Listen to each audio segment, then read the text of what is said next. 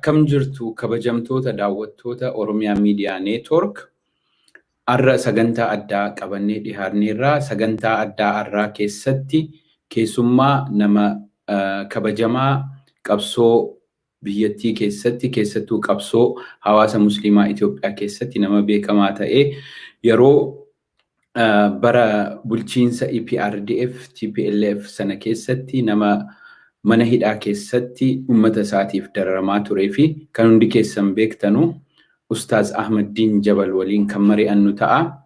Egaa waan Ustaaz Ahmadiin Jabal waliin mari'annu akka nu hordoftan gamanumaan isin affeerraa. Ustaaz baga nagaan gara Oromiyaa Miidiyaa Neetwork dhufte. Baga nagaan affeertan ashama. Galatoomi.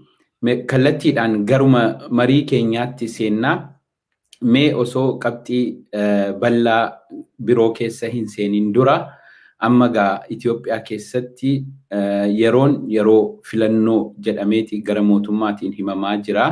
Gama biraatiinis immoo qabsoon karaa adda addaa uummata keeziidhuma adda addaatiin gaggeeffama. Egaa filannoo kana keessatti akka atillee dorgomuuf galmoofteedha kan karaa miidiyaa hawaasaatiin isa ta'uu karaa adda addaatiin kan dhageenye. Mee waa'ee filannoo kanarraa akkamitti galmooftee dorgomuuf deemtaa isa jedhuu fi waa'ee filannoorraa xiqqoosii sanumaan jalqabnu. Bismillahirrahmanirrahim. Alhamdulillah, salatu wassalamu ala rasulillahi sallallahu alaihi wasallam. Daawwattoota televezyiinii OMN ashamaan jedha. Itti aansee gaaffii na gaafatte kanarratti waa'ee filannootii wal qabatee wanna jiru amma ta'e ibsuufan yaala. Dhuguma akkuma beekamu filannoo baranaa keessatti galmaaheera. Namoonni adda addaa baga galmoofte, maaf galmoofte, maal fiduudhaaf galmoofte, waan adda addaa gaaffiinis yaadni sinuma jira. Basically akka nama tokkootti ergasiis waggaa sana duras miidiyaa adda addaa irratti akka nama tokkootti gaaf tokko filannoodhaaf seenuu nan danda'a. Haa ta'u malee dhaaba kamuuf bakka bu'ee seenuu akka hin barbaanne ammaaf dhaabni yookaan paartiin kamuu kan ana harkisee yookaan gara ofitti itti seena jedhee yaadu waan hin jirreef gaaf tokko nan yaada jedhu kaasuun koo inuma beekama. Amma maaf ta'ee kan jedhu ka'uu danda'a. Gara tokkoon hawaasarraa maaf hin hirmaanne kan jedhu gaaffiin kallattii adda addaatiin ka'aa ture. Gara biraatiin hin barbaachisamoo hin barbaachisu kan jedhu anis gaaffiin hawaasarraa ka'uu qofatu hin ta'in akka nama tokkotti itti yaadaan ture. Basically akka dhuunfaatti seenuun maal fayyadaa? Sagalee tokko qabaattaa hammam yoo yaada qabaatte akkuma nama tokko nama 547 keessaa tokko ta'uudha. Sun immoo hiikaa maalii fidaa kan jedhu yaada ka'us jira. Dhuguma kaayyoon an filannootti seenuudhaaf itti yaade basically kophaa koomitii hiriyoota koo waliin discuss gooneen waan kanatti yaadni kun walumaan dhufe. Ammas dhibbatti kan itti murtaa'ee jiru miti. Kanan jedhu maaliifi tokkoffaa akka nama tokkotti hawaasa musliimaa keessatti bal'inaan yoo ilaalle siyaasa kanarraa baqachuun yookaan fuulleedhumatti yeroo hunda gaaffii gaafataa mootummaa kadhataa deemuu malee namoonni diiniitti dhiyaatu jedhaman namoonni waa'ee amantaa kanatti dhihoo jedhaman waa'ee biyyaarraa daarii dhaabbatanii warra ilaalanu malee warra seenanu miti. Kun immoo namoota ana hordofanuuf yaada kan koo fudhatanuu fakkeenya ta'uudhaan waa'ee biyyaa keessatti kallattiidhaan hirmaachuu malee daarii dhaabbatanii ilaaluudhaan wanni jijjiiramu hin dhufu kan jedhu fakkeenya ta'uudhaaf. Lammaffaa sababa siyaasaa amma jiru irraa ka'ee komiin jirus namoonni na gaafatanis jijjiiru. Basically obboleeyyan keenya mana hidhaatu jiran akkamitti siyaasa filannoo kana keessa seentaa? Akka nama tokkotti maal fiduudhaaf deemtaa?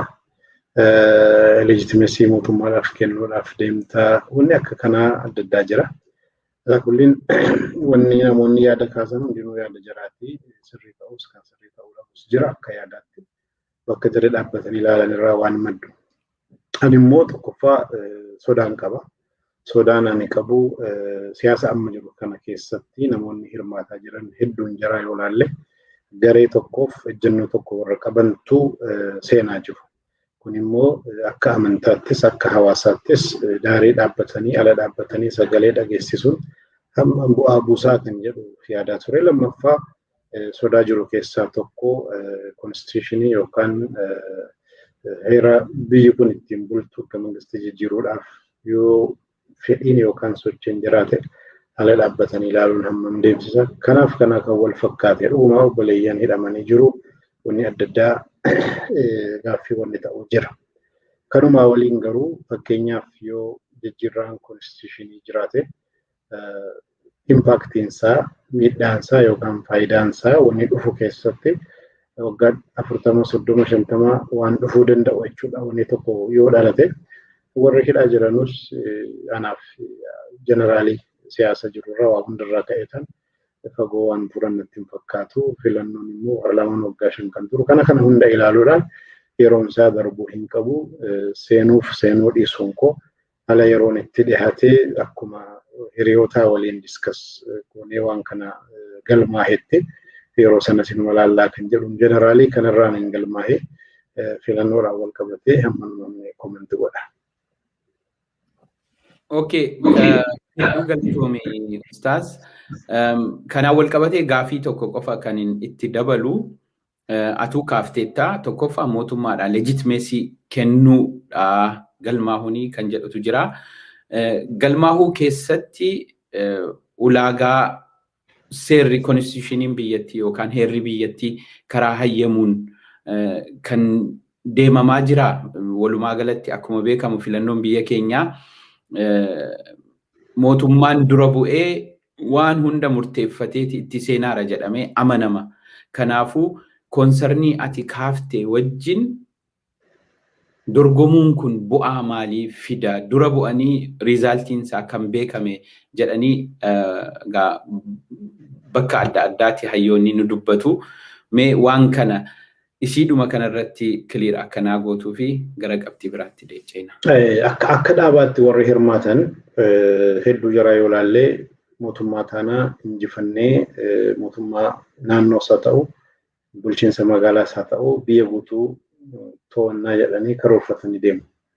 Sanarraa ta'anii deemsa filannoo hunda madaalanii kun hin baasuu jedhu. Ahmaddiin nama tokko sagalee tokkoof seenaaraa warri kaan seenanus seenuu baatanus jeneraalii anne sodaan qaburraa ka'eetan haalan laalee adda addaarraa ka'eetanii malee rakkinni hin jiru jechuu kooti miti. Akka nama tokkotti na gaafannaan filannoon dimokiraatawaan Itoophiyaa keessatti otuu ta'e jedhee kana yaadu keessa wanni hafan clearly jiraachuunsaa anaafis ifa.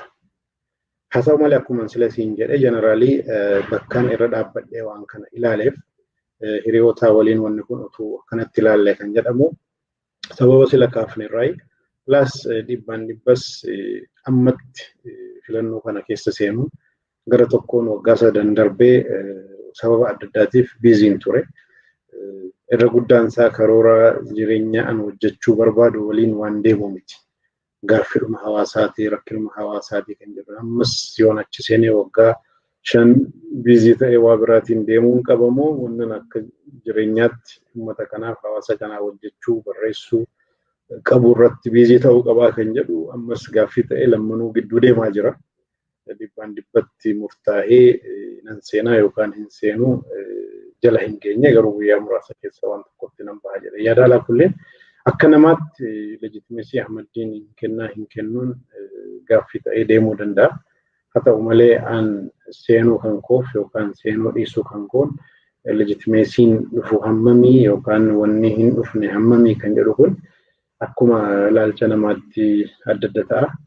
Jeneraalii ammatti seenuun barbaachisaadha kan jedhu yaada dhuunfaa koo irraa qofa kan madde akkan taane hubachuudhaan innumti kunuu otuu hin galmaahin yeroon isaa yoo darbe yoo yaada jijjiirree seenuu qabna jennee already darbeeraa kan jedhu irraa waan dhufuu danda'uuf yeroodhaaf galmuufne halaalluu kan jedhuun waan galmaahee ta'uunsa haala kanatti hubatamu jechuudha.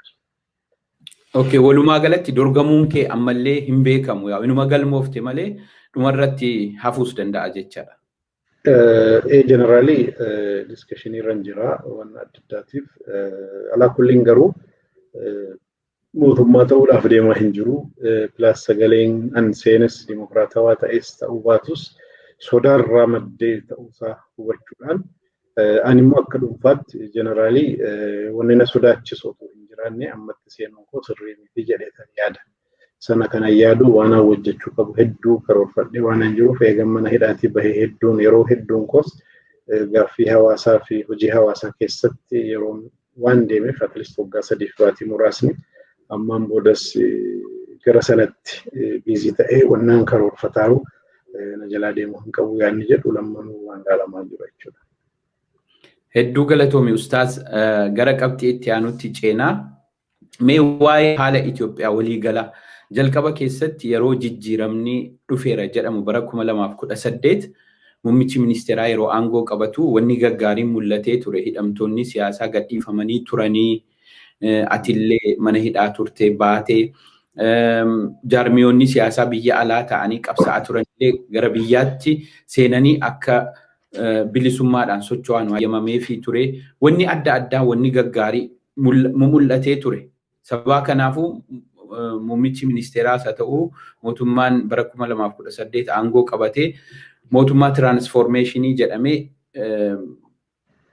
biyya adda addaatti dhaadheeffamaa ture. Warri biyya dhihaa kunis abdii irra kaa'anii turan, uummannis abdii irra kaa'ee ture.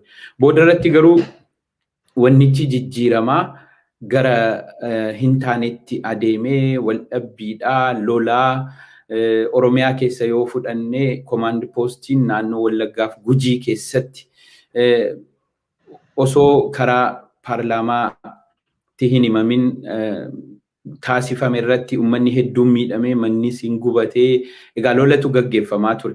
Gama biraatiinis immoo hidhaanis deebi'ee jalqabame namoonni perspektiivii qabsoo Oromootiin yoo ilaalle fakkeenyaaf qabsaa'onni Oromoo hedduun mana hidhaatti deebi'anii artiist Hacaaluu Hundeessaan ajjeefame hooggantoonni siyaasaa Oromoo mana hidhaatti galanii dhumarratti immoo lola kunoo addunyaas mufachiisee mootummaa kanarratti dhiibbaa adda addaa akkuma arginu amma qoqqobbii adda addaa iyyuu jalqabanii biyyoonni dhihaa kuni haalli biyya keenyaa kompleks ta'ee xaxaa hedduu keessa seenee jira.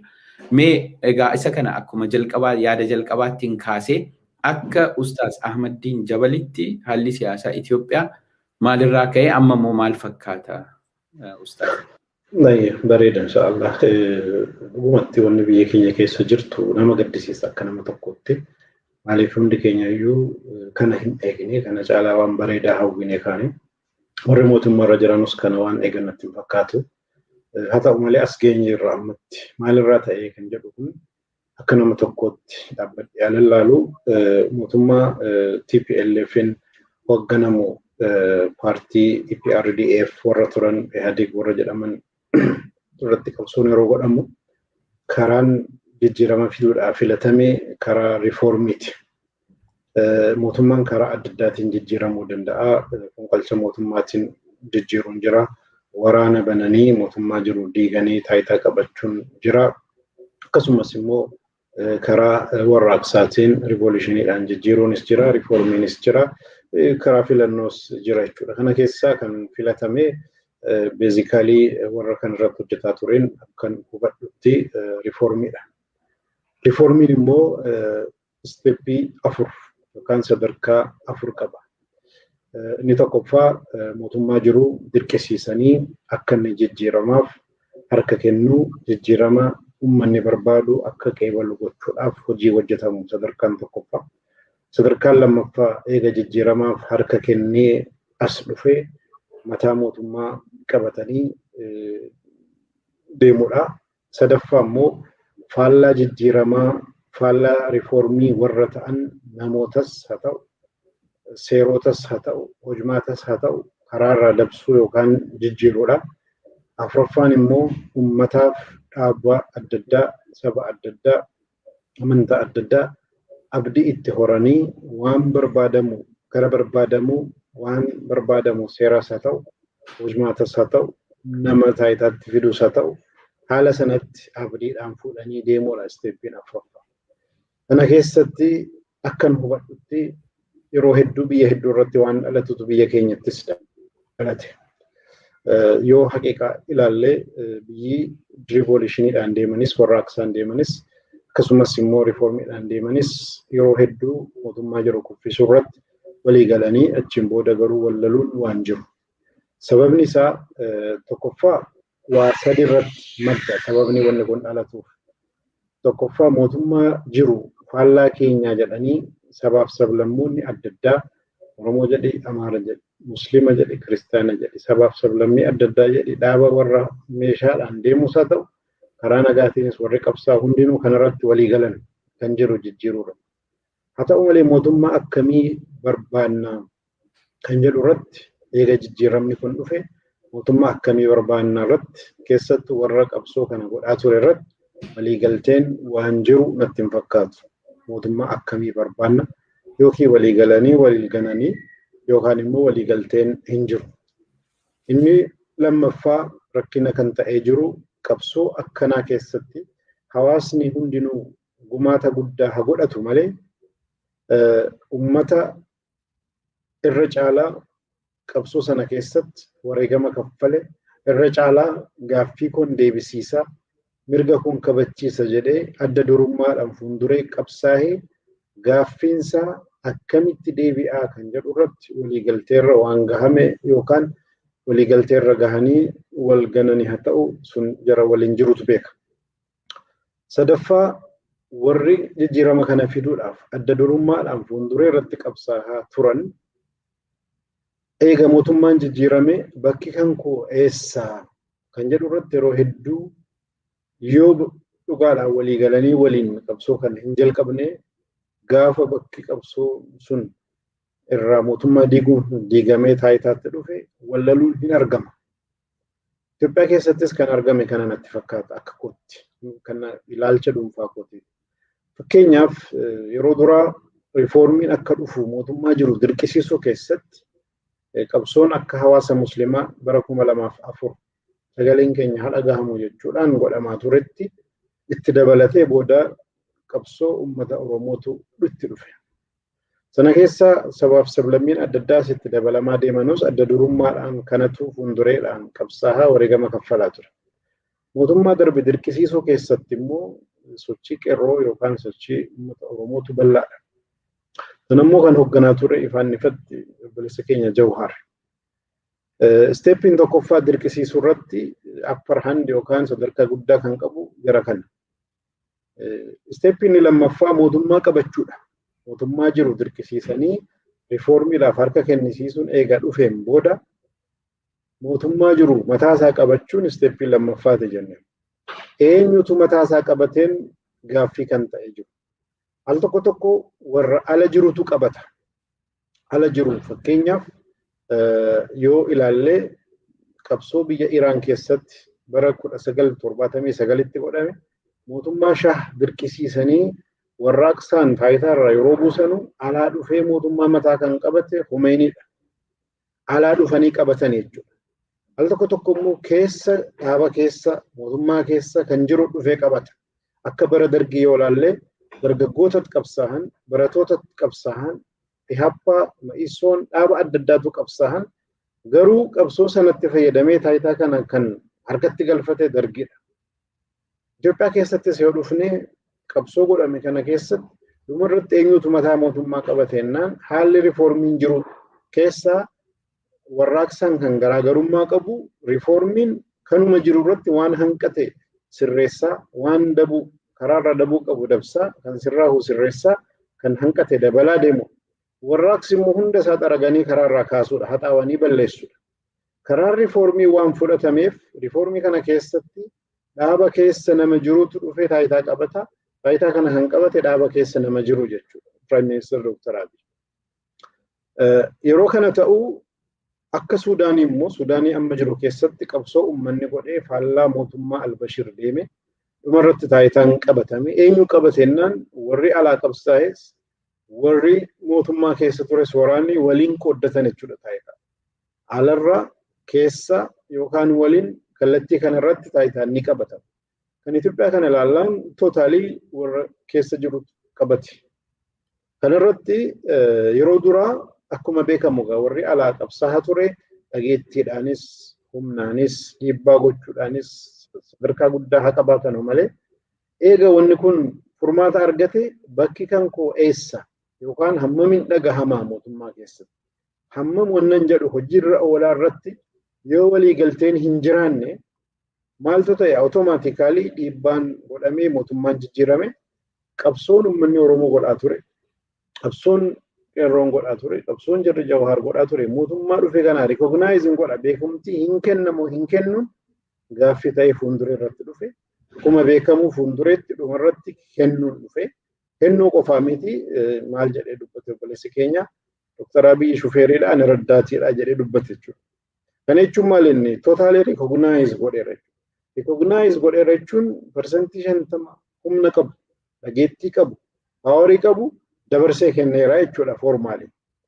Maaliif sammuu namaa keessa jira uummannis bilisummaan dhufe jijjiiramni dhufe harka keenya seenee arganne waan barbaanne jechuudhaan gammachuutti celebreeshiniitti seenuunsaa waan beekamu jechuudha.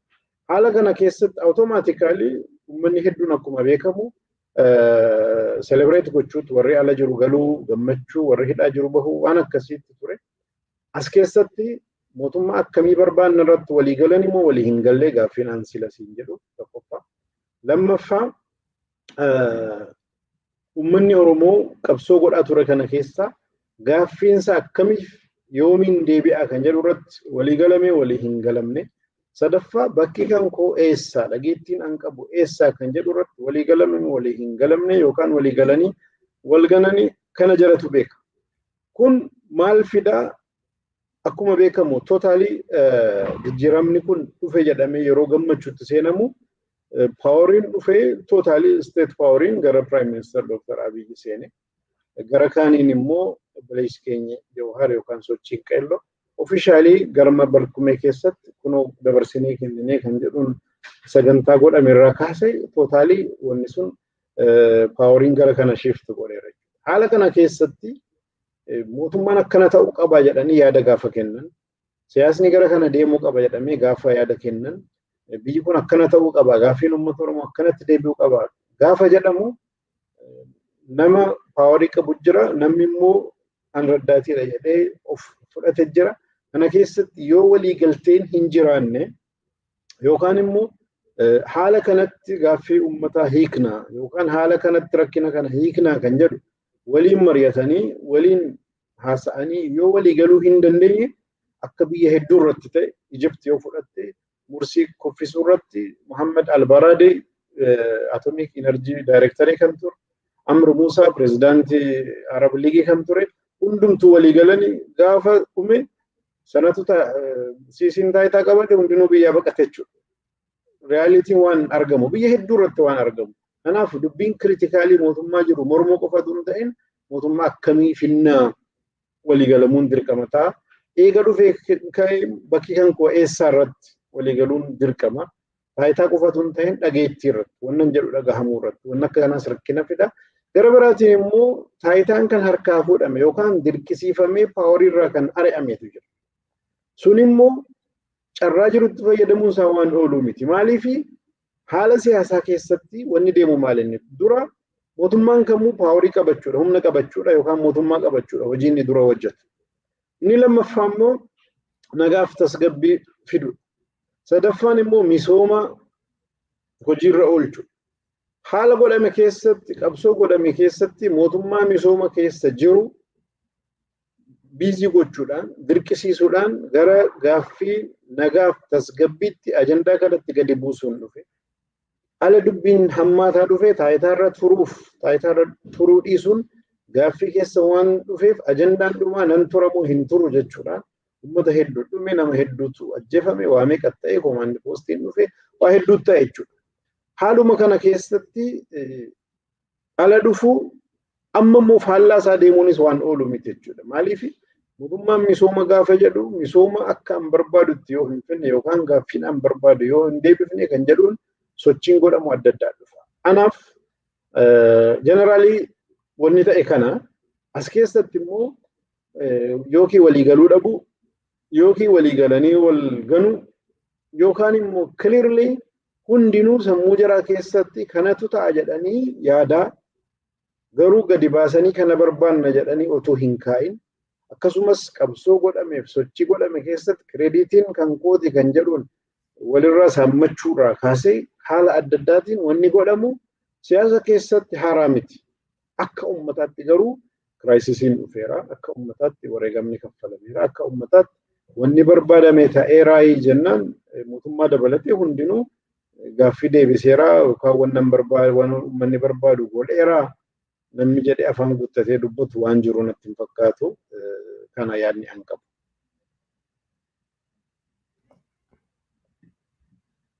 Hedduu galatoomii sabal'aa naa kenniteef. Egaa kanaan wal qabatee amma adeemsa siyaasaa fakkeenyota biyya biraallee kaaftee saayintifikaalii maal ta'uu qaba yookaan immoo akkamitti ta'e isa jedhu hubannoo akka uummanni argatu qabxii gaggaarii kaafte. Ammoo amma haala Itoophiyaa ispeesifikaalii yeroo ilaallu kan mul'ate yookaan kan mul'achaa jiru keessattuu perspeektiivii uummata Oromootiin Muummichi ministeeraa amma biyya bulchaa jiru Abiy Ahmed waan dura piroomisii gale yookaan waadaa seene biyya haala kanaan bulchina haala kanaan ceesifna jedhee qaamolee waliin haasa'aa tureeyyuu ganeeti waan sila of keessaa qabu power consolidate godhatee yeroo ka'u waan sila of keessaa qabuyyii akkasitti adeemaa jira. Fakkeenyaaf waan biyya controversial ta'an siidaalee akka Minilik tolchuurraa eegalanii garee tokko humneessanii garee tokko laaffisuu kun waan argaa baane ji'oota yookaan waggaa lamaan darban keessatti waggaa tokko hin mul'anne waggaa lamaan darban garuu wanni hundinuu bifa isaa jijjiirrataa dhufe. Kanaa rakkoon guddichi jedhameeti kan hayyoonni hedduun dubbatanu keessattuu yoo ilaalte uummata Oromoo wajjin addaan cituun dhufeera. Garee tokko qofa qabatanii deemuu, ilaalcha tokko qofa qabatanii deemuu, Itoophiyaa isii durii keessattuu Itoophiyaa isii durii hangafa taate deebisuu muummichi ministeeraa akka hayyoo ijuutti kan qabatee deemu jedhama. Mee kanarratti yaada kee kenniitii qabxii itti aanutti ceenaa ustaas. Akkuma sila jedhe mootummaa akkamii ijaarraa kan jedhu irratti walii galuu dhabuuni achiin booda taayitaarra kan jiru mootummaan yookaan dhaabni karaa itti amaneen fudhatee deema. Warri kaan haasa'anuus paawariin jarri qabanu hirrachuurraa kaasee dhageettiin jaraa hanqachuurraa kaasee bakki jarri qaban akka barbaadamu akka jarri barbaadan ta'uu dhabuurraa kaasee karaa kanan nu baasa jedhanii akka dhaabaatti itti amananii deemu. Gaafa deemanu maaliin hojiirra oolaa mootummaan dhaabuudhaaf deemnu yookaan biyyinuu sirreessuudhaaf deemnu maal fakkaataa kan jedhu irratti wanni dhufu kan. Kana keessaa tokko yeroo hedduu sochii jiru keessatti akka Oromootti ilaaluuf akka Itoophiyaatti ilaaluun garaagarummaa jira. Oromoo siyaasa Oromoo keessatti akka nu hubadhutti yeroo hedduu sababa hacuuccaa adda addaatiin Oromiyaaf Oromoo qofa irratti xiyyeeffatanii deemuu malee Itoophiyaadhuma kana nutu bulchaa yookaan nutu abbaatti ta'a kana qabannee deemnaa kan jedhu kun dhuma irratti waan dhufe. Ergasii infottoqnaa bilisa baanaa adda deemnaa kan jedhu sun immoo namoonni laalchi jarri ijaarrataa dhufan tootaalii Oromiyaa Oromoo kan jedhu qofa irratti kan naanna'u jechuudha. Kanarraa kan ka'e warri kaan immoo Itoophiyaadhuma kana qabannee Itoophiyaadhuma kana bulchinaa jedhanii gaafa dhufanu Itoophiyaa jettee gaafa dhufanu akka Oromootti Itoophiyaa kana bulchuun sabaaf sablammii kaan ofitti qabattee gaaffii jaraa, seenaa jaraa, eenyummaa jaraa gidduu dhaabbattee akkamitti deemnaa kan jedhu gaaffii critical ta'e dhufu jira. Kana keessatti gidduu gaafa dhaabbattu hundinuu akkasitti hin komanne yookaan akkasitti hin dhaarre yookaan akka gaddanii wanni kun shakkii akka hin dhumne gochuun baay'ee murteessaa ture. Haa ta'u malee kanarratti xiyyeeffannaa kennuu dhabuurraan haa ta'u sababa adda addaatiin haa ta'u at least akka beeziitti Prime Minister Dr. Abiy Ahmed dura bashaashaarraa dhalatanii bashaashaarraa gara aggaaruu irraa gara godina Jimmaatti Jimmaarraa Oromiyaa, Oromiyaarraa Itoophiyaa, Itoophiyaarraa Afrikaatti jedhaa deema. Beezii ofii amansiisuu dhabuun yookaan kanaafan kana godhaara, kanaafan kanaan deemaara jedhanii mari'atanii deemuu dhabuun hayyoota haa ta'anu, uummata haa ta'u, maaliif wanni kun ta'e kan jedhu gaaffii kaasuunis shakkuun beezii ofii amansiifatanii pabliikii irratti illee wanni dubbatamuu hin dandeenye yoo jiraate illee turuuz kan jedhu dhugaa illeetii irratti wal amansiisanii deemuu qaban hojjechuun gaafa dhabamu waan akkanaa wal shakkuun dhufa. Wal shakkuun sun immoo kanaaf deema jedhanii interpreteeshiniin itti kennamaa sun immoo garantaanee wal geessuutti dhufe. Haala kanarraa kan ka'e akka kan kootti otuu wanni hedduun at least beezii kooti jedhanii yoo Oromiyaa amananii siyaasa amma badhaadhinii dhaabbate malee sana dura paartii sabaa yookaan paartii Oromooti sanarraa taanaan maqaa Oromootiif maqaa Oromiyaatiin ummataatiin waan achi jiranuuf list hawaasa kana keessaa namoota diskas godhu qaban kanaan deemna jedhanii wal amansiisuun waan akkanarratti sababa ta'ee hin bal'atu ture wal mari'achuun barbaachisaa ture jijjiirama kana fiixaan bahuuti specifically waan hojjetame tokko tokko sanarra caala sana bakka kennuun barbaachisaa ture jedheetan ilaalaa. Hedduu galatoomi. Ustaas mee qabxii kana irratti gaaffii dhumaati. Kitaaba ati barreessite tokko waa'ee የኢትዮጵያ ነገስታት yookaan warra atsee sana irratti waan hedduu atillee seenaa ture ummataaf dhiheessitee ummannis dubbisee waan baay'ee irraa baratee jira. Seenaan Itoophiyaa duraanii seenaa guddicha seenaa Itoophiyaan itti kabajamte ummanni hundi keessatti gammadee tokkummaadhaan jiraate jedhameeti gara mootummaatiin afarfama. Rakkoon tokkoyyuu isa keessattuu siidaa warra nagastaatii kanafaa fidanii tolchuun. Wanni kun Itoophiyaan seenaa durii keessatti sadarkaa amma mootummaan dhaadheessu kanaan seenaa sabaaf sablammoonni amantaan hundi wal qixxaatee jiraate qabaa mee gaaffii dhumaati qabxii kanarratti. Itoophiyaan seenaa dabarfate keessatti yeroo adda addaa lafti bal'ataa mootummaan jijjiiramaa as geenye. Kana keessatti isa durii miti ammayyuu wanna jiru irratti hundi keenya iyyuu wal qixa hin gammannu. Hundi keenya iyyuu wal qixa irratti waliin amannu. Ni durii jeneraalii gaaffii ta'a fakkeenyaaf bara dargiitiin ture mootummaa warra atsee ture. Mootummaa jara kana keessatti wanna jarri barbaadan hojjetamaa ture sana keessaa waa hedduun miidhamee ture. Sabni hedduun miidhameera, amantaan adda addaa miidhameera. Amma seenaa Itoophiyaa gaafa dudubbitti deebitee seenaa hundi keenya itti gammannu, seenaa hundi keenya itti boonnu, keenyaa kan jennu qabnaayii jennaan hedduu natti hin fakkaatu. Haa ta'u malee seenaan kaleessa babbareedaa hojjetame sabni kamuu haa hojjetu, amantaan kamuu haa hojjetu, biyyaaf jedhamee wanni hojjetame, biyyaaf jedhamee wareegamni kafalame, keenyaaf akka waraana Aduwaa jedhu. Rakkinoota adda addaa keessatti waliin bahuu keessatti seenaa akkana as baasanii kan Itoophiyaatti jedhanii fakkeenya gochuun dirqamas godhamuu qabas. Haa ta'u malee seenaa irratti khilaafni jiru garaagarummaan jiru. Seenaa irratti wanni akkanaa kun akkamitti ilaalamaa jedhamee kan irratti furmaata hin arganne otuu standardize godhanii kaarikulamiidhaan haa ta'u hayyuu seenaatiin haa ta'u akka deemsaatti haa ta'u yoo fudhattee an muslima ta'ee seenaa muslimaa akkamitti ilaala? An muslima ta'ee seenaa an Oromoodha seenaa Oromoo akkamitti ilaala? An lammii Itoophiyaati seenaa Itoophiyaa gootu akkamitti ilaala kan jedhu kun hundinuu garaagarummaa qaba. Ijatti ilaalte garaagarummaa qaba. Gidduu dhaabbannee kan irratti walii gallu otoo hin kaa'in sadarkaa kanatti Itoophiyaan kaleessa turte Itoophiyaa akkanaati jettee gaafa fidde namoonni kan maal yaadatu kaleessa jennaan kan madaa qabu jira, kaleessa kan argate kan dhabe jira, kaleessa waa meeqa kan ta'e jira, kaleessa kan ittiin milkaa'ee faayidaa guddaa kan qabu jira, isa deebisuudhaaf har'a kan milkaa'u jira. Otuu wanna kana kiliirin godhin Itoophiyaa kaleessaa jettee gaafa dubbatte hundi keenya iyyuu waa'ee kaleessaa sammuu keessatti hundinuu waan adda addaa qabna. Sana yaadata jechuudha. Automaatikaalii seenaan Itoophiyaa kaleessa hundinuu xuriidha yookaan badiidha jechuu kooti miti. Kana irratti walii galluu fi keenya kana jennee kan qabnu bara haa ta'u akka seenaatti haa ta'u hin jiru. Kun ilaalamuu waan danda'u. yoo tokko fudhatte kaan hin mormaa. Kan hunda keenyaa jennaan garuu yookaan hundirlee rakkisaadha. Biyyi kamuu kan hundi irratti waliigal argachuu rakkisaadha. Maajoriitiin uummataa irra hedduunsaa sirriidha jedhee garuu namni nama seenaa keessatti fakkeenyaaf Minilikiin fudhu nama. Minilik dhibbaan dhibba hojii hojjetan sharriidha jechuu miti. Akka namaatti hojiin gaariis jira. Garuu isa gaarii qofa dubbannee isa badaa callifnaan rakkina qaba. Yookaan isa badaa dubbannee isa gaarii callifnaa jettee dhufnaan akka mootummaatti hin deemsisu. Maaliif ati mootummaa ati jirtu keessatti mootummaa gaafa taate mootummaa Oromoos, mootummaa Amaaraas, mootummaa Musliimaas, mootummaa kan hundaati. Laalcha hundaa gidduu dhaabbattee hundi akkatti irratti amanu.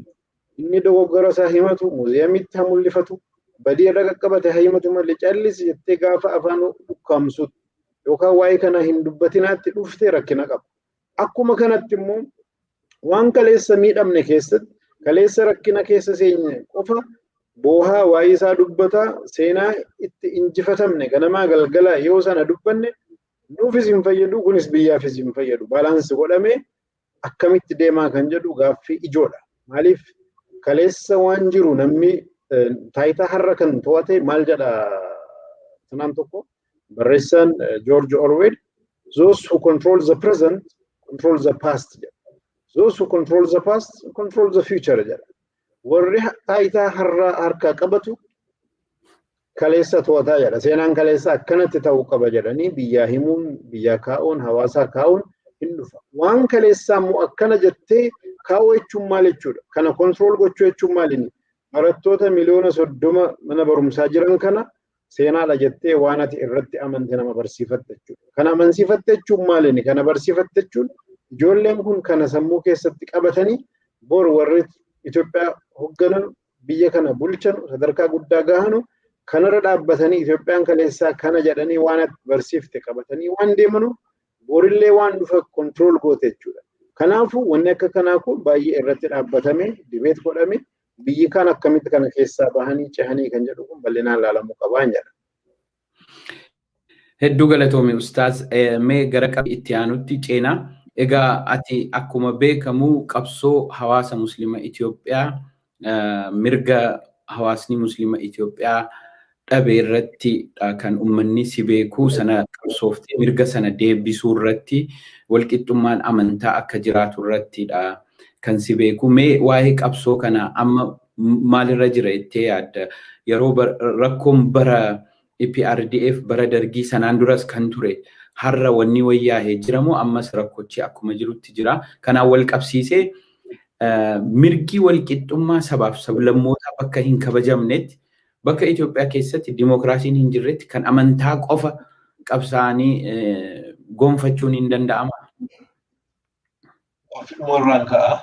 Basically amantaas haa ta'uu kan sabaas haa ta'uu biyya kana keessatti biyyi kun mootummaan isiin qabdu. Sirni isiin qabdu gaaffii uummataa kan sabaatiifis kan amantaatiifis kan dinagdeedhaafis kan dimookiraasiis haa ta'u hundumaafuu yoo gaaffii hin deebifne biyyi kun tasgabbiidhaan deemti jechuun hin danda'amu. Maaliif faallaa kanaa gaaffii gaafachuudhaan hawaasni socho'u hawaasni qabsaa'u waan jiruuf jechuudha. Tokko deebisanii kan biraa dhiisuun naachuraalii jira. Biyya tokko tokkotti yoo fudhannee kan sabaa deebi'ee kan amantaa kan hacuucamu jira.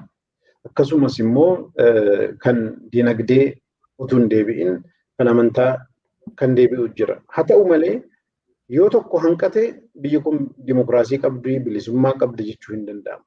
Yoo ati bilisummaa hin qabaanne nageenya hin qabdu. Mirga hin qabdu. Maaliif achirraa madda jechuudha. Namni tokko waan ofii barbaadu waan ofii yaadu sana fudhatee socho'uu deemuu irratti yoo danda'e wanni kun dhufa jechuudha. Kanaafuu kan dhufuu qabus kan qabsaa'amuu qabus generaalii hunduma bilisummaa guutuudha. Haa ta'u jechuun bilisummaa guutuun kan hin dhufne rakkinni hundinuu mootummaa raayii jechuunis miti. Amma yeroo hedduu kan namoonni ilaalle fakkeenyaaf uummata daayaspooraa jiru fudhe. Daayasporaan Itoophiyaa keessa hin jiru. Itoophiyaa keessa waan hin jirreef rakkinni mootummaan Itoophiyaa nutti fide jedhamu kaleessas har'as bara dargees gara fuulduraatis daayirektirii isarratti hin qaqqabu. Haa ta'u malee daayasporaan Ameerikaa jiru, diasporaan biyya alaa adda addaa jiru akka hawaasaatti rakkinni inni Itoophiyaa irratti dhufe jedhu sun gidduu jaraa keessatti dimokiraasiin jiraayii jennaan rakkinni hedduutu jira ammas. Wanni hundinuu mootummaarraa hin maddu. Laalcha keenyarraa kan maddu jira. Aadaa keenyarraa kan maddu jira. Hariiroonuu waliin qabnu irraa kan maddu jira. Akkamitti rakkina kana hiiknaa jennee istiraateejiitti deemnu irraa kan maddu jira. Mootummaan sirraahus mootummaan maalinni balbala cufatee hawaasa kana irratti karaa inni barbaadu waan kaa'e gaafa isarraa baaftu al tokkoon jijjiiramni sun fakkeenyaaf Faransaayii fudha. Faransaayii warraaqsa Faransaayii keessatti qabsoon al tokkoon jijjiiramee wanni uummanni barbaadu hin dhufne. Yeroo duraa mootummaa moonaarkii ture mootummaa moonaarkii sana faallaa deemame qabsoon godhame waggaa 10 baatii 6 guyyaa 4 fudhate. Sana keessatti konstituushinii 3 gamangistii 3 fi mootummaa taayitaarra nama 5 dhufe. Haa ta'u malee dhiiga kun hundinuu godhameen bilisummaan dhufee jennaan waggaa 100 booda qabsoon warraaqsi Faransaayii fiduudhaaf ka'e 100tti kan galmaan gahe waggaa 100 booda. Maaliif hawaasa jijjiiramuu qaba. Hawaasa irraa maddaara. Warri taayitaarra jiran mootummaan kun lafarraa hin maddine samii keessaa gadi hin buune hawaasuma keessaa bahan. Laalchi jarri qabatan otuu taayitaarra dhufan warri taayitaa hin qabaannes laalcha sana qabaachuu danda'a. Maaliif dhaabni tokko dimokiraatawaa ta'uu gidduu jaraatti yoo hin qabaanne maatii keessatti, saba keessatti, amantaa keessatti fedhii ummataatiin deemuun dimokiraasii kana yookaan bilisummaa ummataa kabajuun yoo hin mul'anne rakkisaadha. Sheekii masjidaa ta'ee fedhii ummataatiin ala yoo deeme innis rakkisaadha. Taayitaan inni qabate kanatti rakkisaadha. Majlisa irrattis rakkinni kan dhufaaru kan akkam barbaade ta'uu mala akka uummanni barbaadeen hin ta'u jedhee kan deemu jira. Dhuguma mootummaan siyaasa isaatiif yeroo hundumaa nama isaa ta'u bakka amantaas bakka hundumaa kaawwachuu barbaada. Maaliif taayitaarra turuu waan barbaaduuf karaa sanaan rakkinni akkanatti hin dhufne jedhee waan yaaduuf nama ofii kaawwachuudha deemuun jira. Garuu kana keessatti hawaasatu mootummaa kana hawaasa kana keessaa waan baheef hawaasni akkamitti humna godhatee jijjiirama ofii barbaadu kana mootummaan dirqisiifamuun dirqiidha. Mootummaan dirqisiifamuu malee addunyaa irratti ofii isaatiin dimokiraasii yookaan bilisummaa uummanni barbaadu mootummaan kenne seenaa keessatti hin jiru. Yookiin mootummaarra warri dhufan haaluma uummanni barbaaduun warra tarbiyaa fudhatanii qaramanii qopheeffamanii hawaasa keessaa laalcha sana fudhatanii warra bahani yookaan immoo uummatatu fedhiin keenya kana jedhee dirqisiisee karaa barbaaduun yoo didan filannoodhaan taayitaarraa buusa yoo didan karaa adda addaatiin godha. Haala kanaan mootummaan sirraahee dimokiraasiin dhufe malee Ameerikaadhuma amma dubbannu kana yoo bicatee waraanni godhamaa ture qabsoon godhamaa jiru dimokiraasii jedhame kana fiduudhaaf gidduu uummataatti kan godhame jira mootummaa duukaa kan godhame jira. Amma badiin hundinuu mootummaa bira jira jechuun rakkisaadha.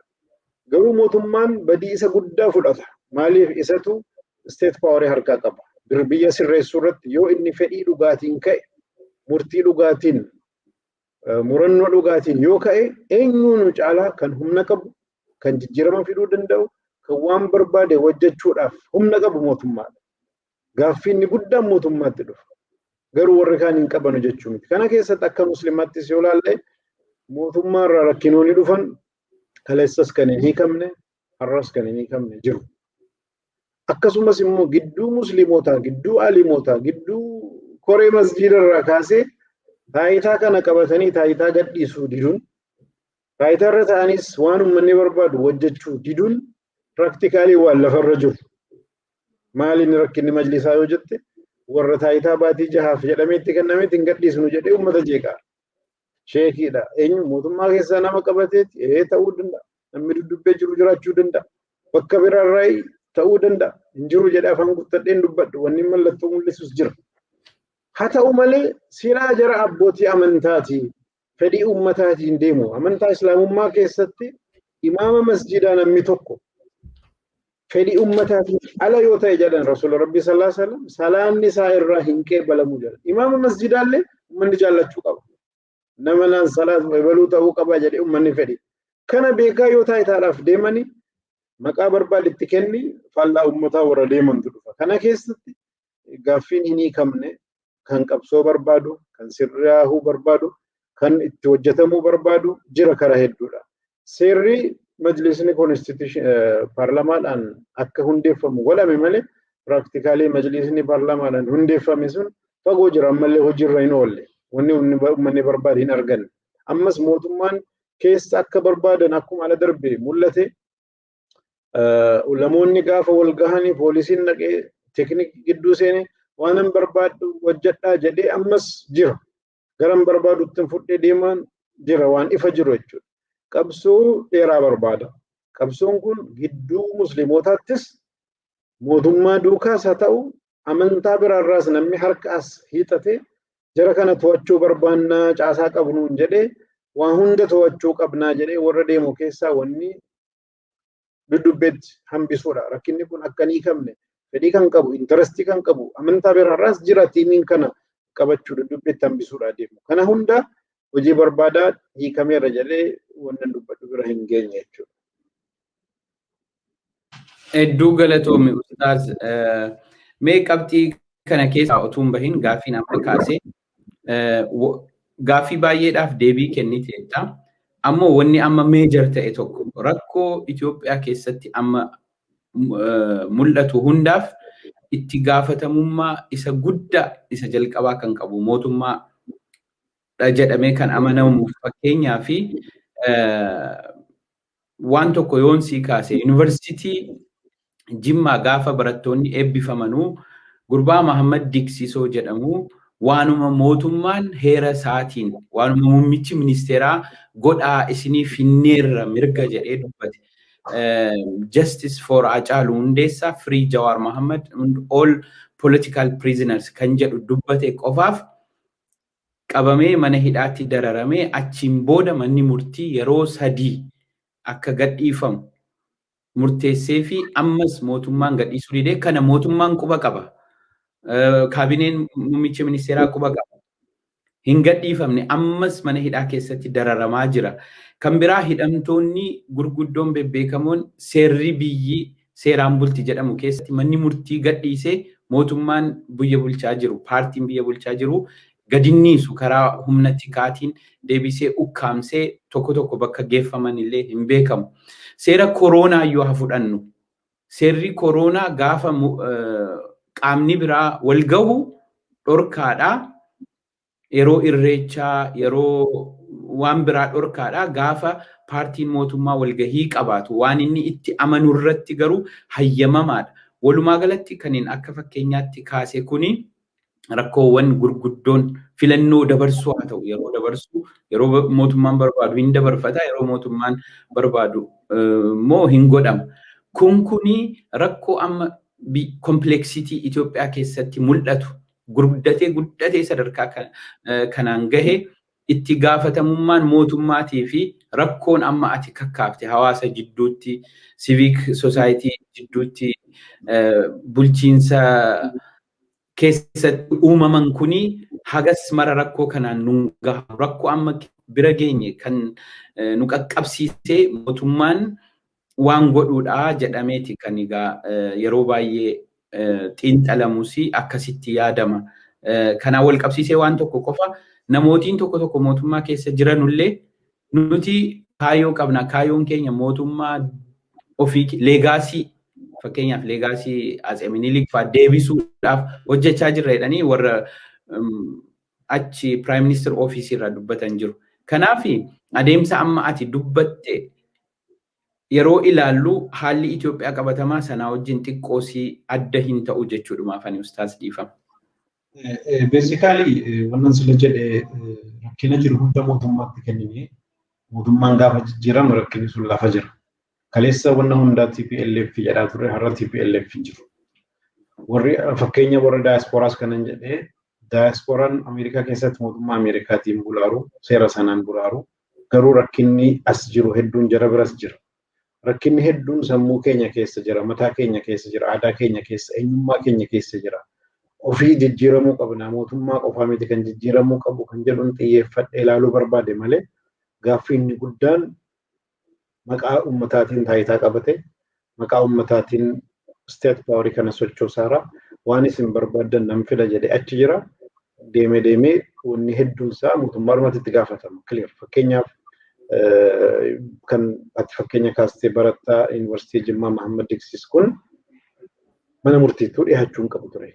Mana murtiin haga dhiisu miti.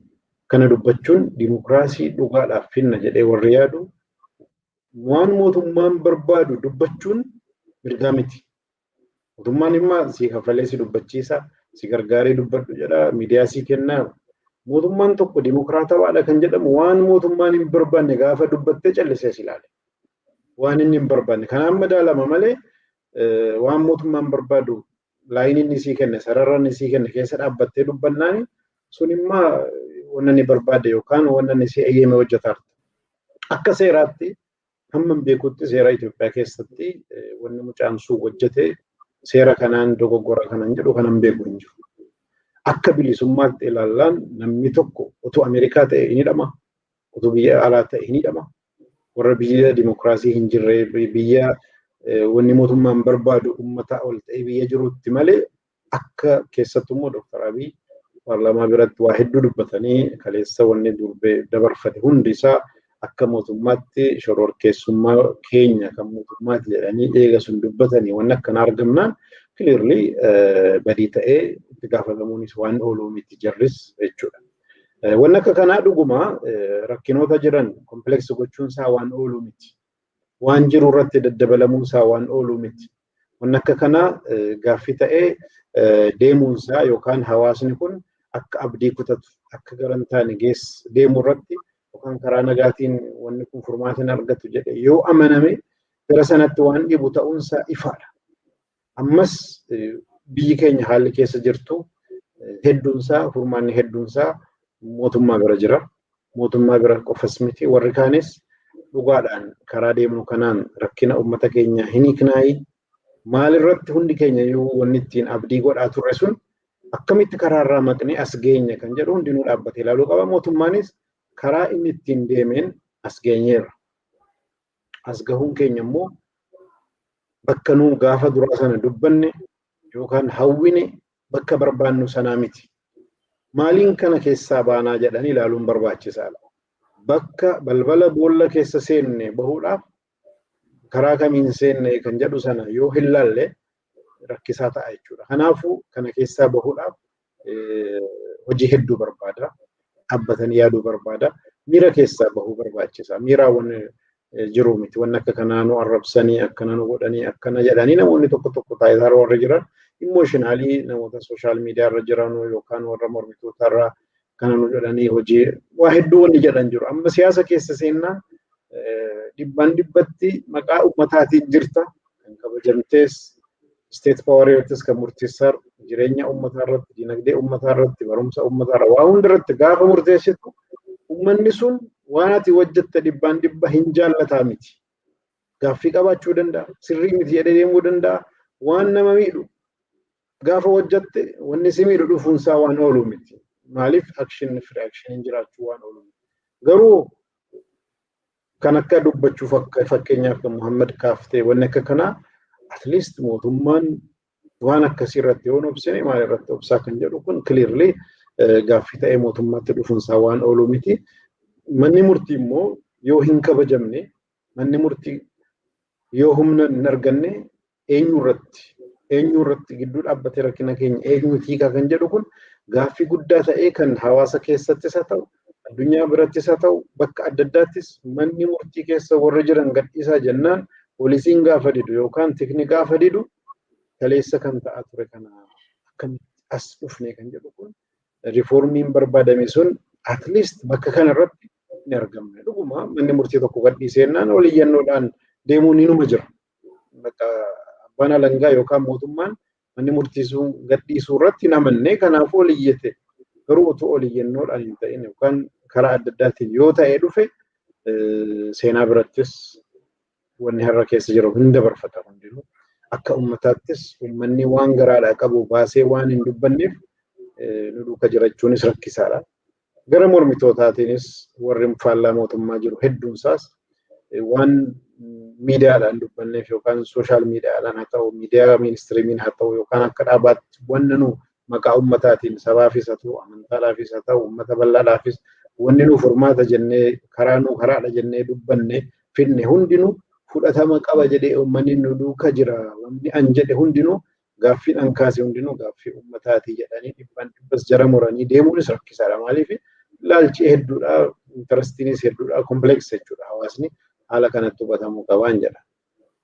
Hedduu galatoomi ustaas gaaffiiwwan haga ammaa gaafadheef ibsa bal'aa naa kennite mee amma gara qabxii komii hawaasni irratti kaasu tokko tokkoon si gaafadha. Kunis fakkeenyaa fi bara TPLF EPRDF biyya bulchuu sana keessatti ati mana hidhaa turuun kee beekamaadha.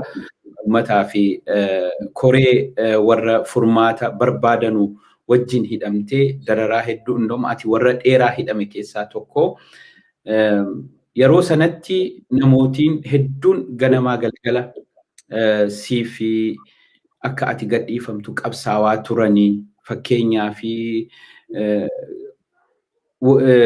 raadiyoo daandii haqaa kan gaggeessaa ture Hamzaa Booranaa sila atuu kaaftee qabsoo Oromoo keessatti adda dureedhaan kan gaggeessaa ture aktivistii Jawaar Mohammad kun amma isaan immoo dabareedhaan mana hidhaa jiru Ustaas Ahmadiin Jabal sadarkaa gahaa ta'een isaanii fi akka hiikamanuu akka mana hidhaa keessatti dararamaa jiranutti dubbachaa jiru kan jedhu komiis irratti kanaan wal qabsiisee yeroo keenya qusachuudhaa fi ammas injastisii jiranuuf Itoophiyaa keessatti injastis fakkeenyaaf amma dheengadda Amaanu'eel Wandimuu Dambidolloo irratti mucaa waggaa 17-18 mootummaa otuu mana murtii dhiyeessin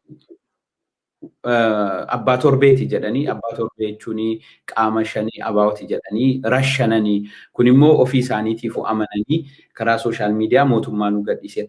Injastisiin akkasii yeroo komaand poostiin seera malee dhaabbatu kana maaliif Ahmadiin Jabal sadarkaa gahaa ta'een gadi bahee hin falmine maaliif hin dubbanne akkuma nama niwutiraal amantaa nama amantaa tokko keessatti beekamaa ta'etti akka hawaasa biratti kabajama qabutti kan jedhu komiis irratti ka'a kanarratti mee waan jettu.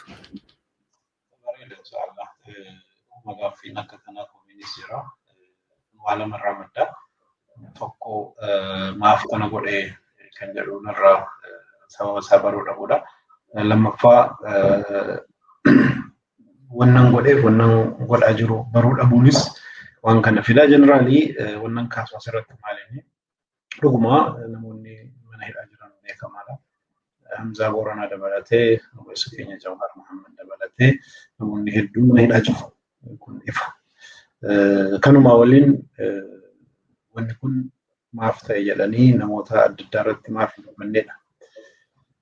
Basically miidiyaa mootummaa dabalatee yeroo hidhaman sana karaa hidhuutiin karaa kanaan furmaanni hin dhufu karaa kanaan furmaanni hin dhufu kan jedhu miidiyaa OBN dabalatee raadiyoo adda addaa kan mootummaa dabalatee clearly kana kaa'eera.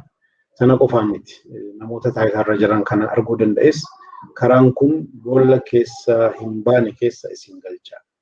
Sababni isaa immoo jedheetan sababa adda addaatiin fakkeenya biyya adda addaa irratti dhalate kaaseetan ibsuudhaaf gorsuudhaaf itti mul'isuudhaaf yaalii godheera. Kana qofatu hin ta'in rakkinni kun otoo hin dhufinis karaan amma deemaa jiru kun sirrii miti. Isin hawaasa tokkoof dhaabbanna jettanii yoo kaatanu wal dhabuun intarastiin ejjennoodhaan fedhiidhaan waan akka kanaa wal dhabuun ni jira. Garuu gidduutti hawaasa miidhama. Waliin ta'aatii mari'adhaa.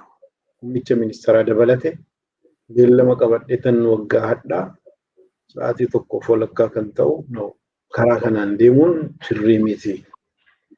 Dubbiin kun garantaane deemaara kan jedhu clear saayiniin clear ta'e ture. Mallattoon mul'atu jira ture jechuudha. Wanni kun isinirraan eegamu hawaasa gidduu keessan jira. Uummanni waa hedduu eega. Kanaaf waan kana hiikuudhaaf akkana hojjechuu qabdu. Lammaaf Prime Minister dabalatee jara Jawaariif namoota kaan dabalatee akka biyyaattis wanni jiru kun maaliin sababni isaa wanni nu hin beekne jiraate clear nu godha. Garuu akka ilaalcha keenyaatti sirriirra hin jirtan. Sirriirra jiraachuu dhabuun isaa hojii mul'atuun waan ta'aa jiruun gara kanaanis miidiyaa irratti wanni dubbatamu gara kanaanis mootummaadhaan wanni deemaaru yoo karaa nagaatiin waliin mari'atanii hin hiikne karaa biraatiin hiikuudhaaf yaalama jechuudha. Karaa biraatiin hiikuudhaaf yaaluu jechuun immoo biyyattii keessa rakkina fidaa kan jedhu anaaf kiliirtu. Kanarraa kan ka'e wanni kun maal hojjaa kan jedhu yaalii godhaan ture akka nama tokkotti haala kanatti wayyu Walitti keenya Jawahariin biras dhaqee dubbiin kun mariidhaan hiikamuu qaba. Akka nama tokkotti nan beeka. Akka jarri waliin mari'atanis akka jarri waliin ta'anis Jawaharis yoo hojjete yeroo 5 waliin teenyee mari'annee walii hin gallee naan jedheera dhuma irratti jechuudha yeroo dhuma isaa argu.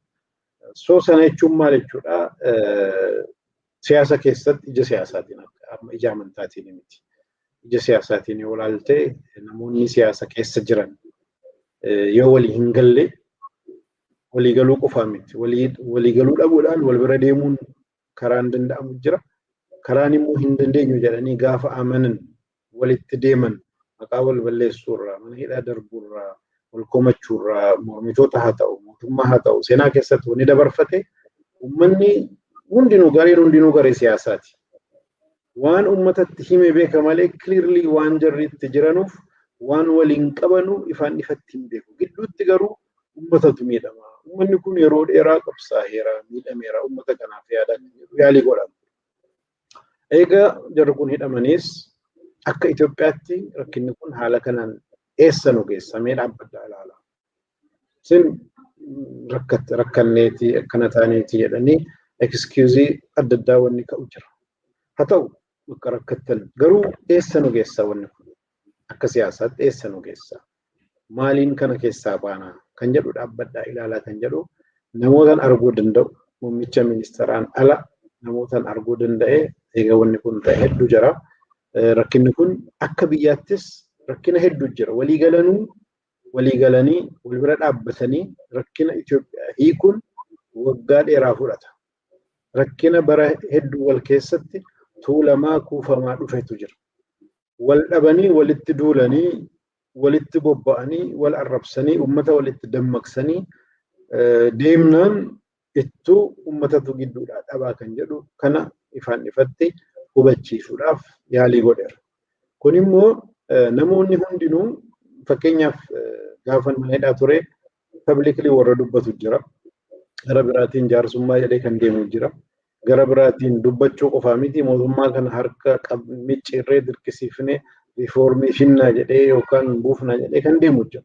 Namni rakkina tokko karaa adda addaatiin hiika jedhee akka ilaalcha isaatti akka isaa galeen akka wanni kun furmaata argata jedhaan deema. Anis furmaata argachuu danda'a jedhee karaan amaneen hamman danda'u yaalii godheera. Dhuguma akka namoonni kaan yeroo hunda miidiyaatti gabbahanii dubbatan gadi bahee dubbachuun waan na rakkisu qaba. Maaliif gara biraatiin rakkina kana yoo hin danda'e hiika jedhee yeroon socho'u keessatti dubbachuu rakkina qabu. Feesbuukitti barreessuu haa ta'u maal haa ta'u garuu rakkina hin hiikaayiidha. Amma wanni nu barbaadaru rakkina biyyaa hiikuudha.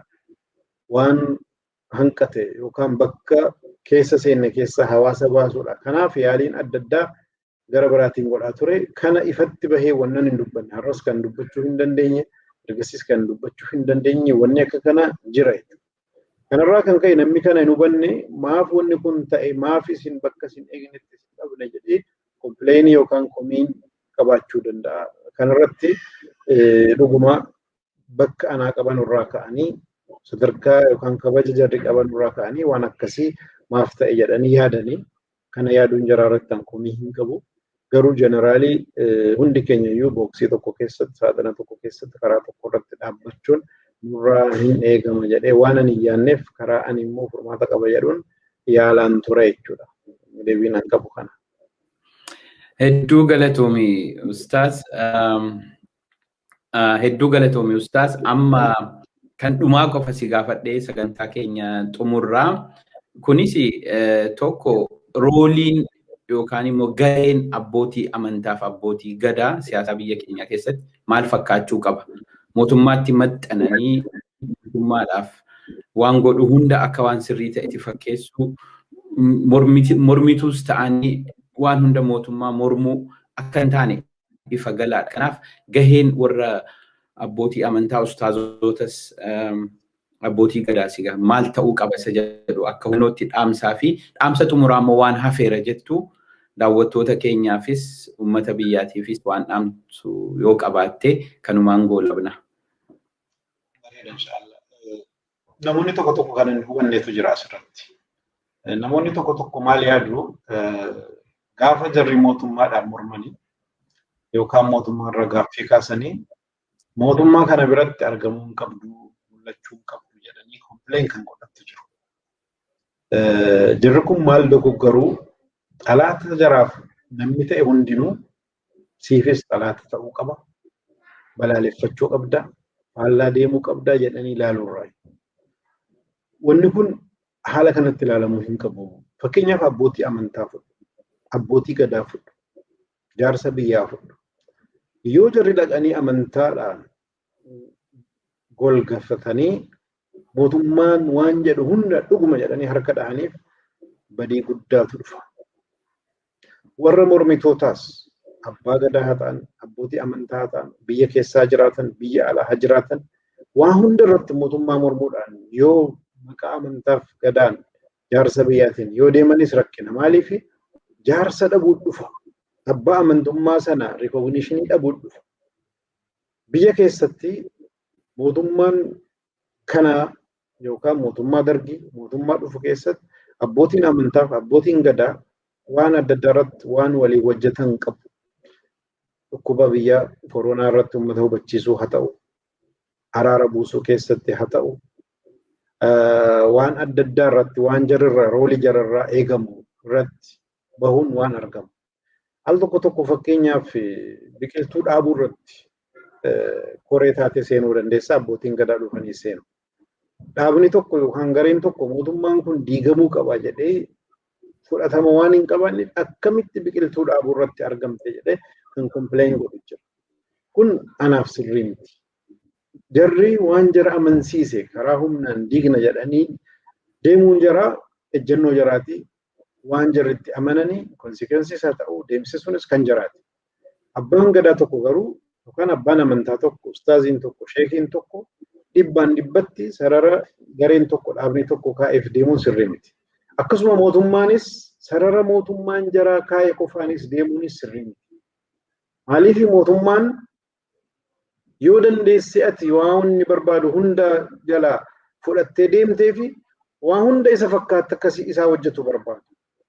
Gaafan barbaade dubbadhu, gaafan barbaade callisi, gaafan barbaade kana godhi, gaafan barbaade sana godhi jedhaa ofii keetiin wannati keessa hin seenneef wannati keessa seentu, wannati hin dubbanneef wannati dubbattu, wannati ejjennootti qabaattuuf bakka jirturraa kaatee ejjennoo dhuunfaa yoo qabaattes ejjennoo kan kee ifa kan hin godhanne sababa nama ati hoggantuuf, ummataaf, amantaadhaaf jette waan qabdu kan cilliftu bakka hedduu jira jechuudha. Maaliif akka nama tokkootti yookiin jaallattaa yookiin jibbitaa yookiin firaal taata. Haa ta'u malee kanuma ifa gochuun rakkisaa bakki ta'u jira. Haala kana keessatti jarris of dhaabbatanii ilaaluudhaan deemuun barbaachisaadha. Mootummaanis har'a qofa ilaaluu hin qabu. Warri mormitootaas har'a qofa ilaaluu hin qaban. Maaliif har'a nama hedduun na deeggara jedhanii yookaan ana bira dhaabbateera jedhanii gammaduu danda'u. Haa ta'u malee yeroo dheeraa keessatti gaafa namoonni jiran hundinuu kiisa mootummaa keessa yookaan mormitoota keessa seenani jaarsa biyyaa ta'ee namni dubbatee dhagahamu, ajaja dabarsee fudhatamu ajajni isaa, gorsa kennee gorsi isaa kabajamu gaafa dhabnu badiin gaaf sana dalagnee har'a nuu miidhe kan jedhu sana dhagahamuu waan danda'uuf jarris of eeggataa ilaalaa deemuu qabu. Mootummaa haa ta'u warra mormitootaas hundi keessanuu akkan dubbadhutti akkan barbaadutti deemi jedhanii dirqisiisus haa ta'u balaaleffachuun sirrii miti. Hamma danda'anuun al tokko tokko wanna rakkisu jira. Amantaa Islaamaattis haa ta'u akka aadaattis haa ta'u nama ati itti dhihaattee maaf kana goota jettee gorsuu dandeessuu fi nama ati immoo gorsuu hin dandeenye publicly criticize gootee yookaan dubbattee deemtu bakka jiru jira. Al tokko tokko maal inni fakkeenyaaf abbaan gadaa tokko yookaan aalimni tokko qeesiin tokko prime ministeri arganii maaf kana goote kun sirrii miti jedhanii waan itti himuu danda'an itti himuu danda'u. Garuu waan dubbatan sana ifaan ifatti baasanii publicly dubbachuun rakkina qaba. Maaliif achi keessa kan sana deeggarus jira, faallaa sana kan jedhu jira. Intarestii amantaatiif, intarestii saba sanaatiif jedhanii publicly waan dhuunfaatti dubbatan sana gadi baasuu waan rakkatan qabu jechuudha. Haalli kunis hubatamuu qaba. Jeneraalii kanaaf abbaa gadaa haa ta'anu, sheekii haa ta'anu, qeesii haa ta'anu, piraayim ministeerii haa ta'u, Dr. Abiy Ahmed yookaan Jawahar yookaan Ahmadiin abbaa barbaade haa ta'u, humni guddaan kan jiru ummata bira kan kabajamuus qabu, kan dhagahamuus qabu jara jechuudha. Kana dagatama amma keezii sila majlisaa kaafne irratti si olaalle namni hedduun hoogganaa ta'uun yookaan amiira ta'uun maal itti fakkaata? Ummataa ol ta'uu itti fakkaata. Bara Muawiyaa ibn Abi Sufyaantu nama tokkotu dhufee Muawiyaadhaan maal jedhe? Yaa ayyuhal ajiir jedhe. Muawiyaa qaxaramaa jechuudha. Hojjetaa jechuudha. Ajiir jechuun nama mindaadhaan kaffaltee hojjechiiftu. Namoonni bira jiran akkamitti akkana jette? Yaa ayyuhal amiir jedhe. Amiira jedhini malee jedhe. Yaa ayyuhal ajiir jedheni dabale. Qaxaramaa jedheni.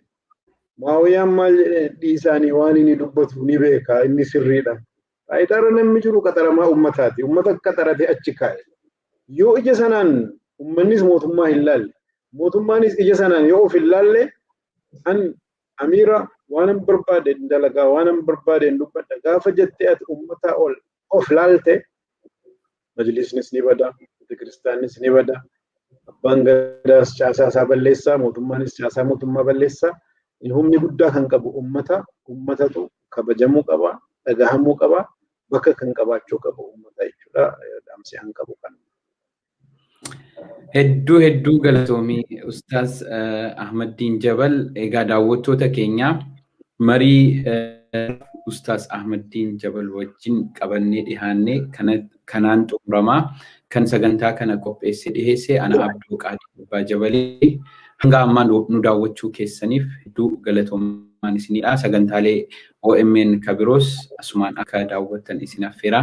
Nagaan nuuf tura. Ustaaz atillee hedduu galatooma.